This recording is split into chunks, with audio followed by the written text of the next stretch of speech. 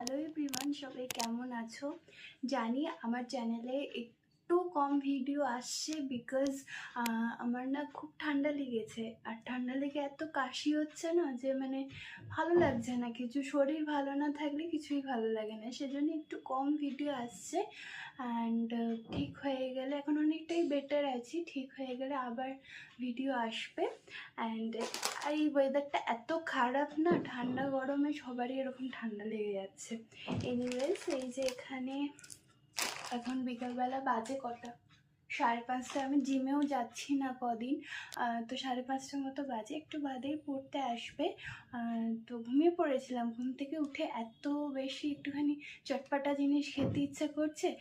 তো সেই জন্য সেদিনকে গোপালকে এই যে চিপস আর চকলেট দিয়েছিলাম, তারই মধ্যে এই লেজটা এখন খাচ্ছি আর এই পর্কটা এখন খাচ্ছি। তো চলো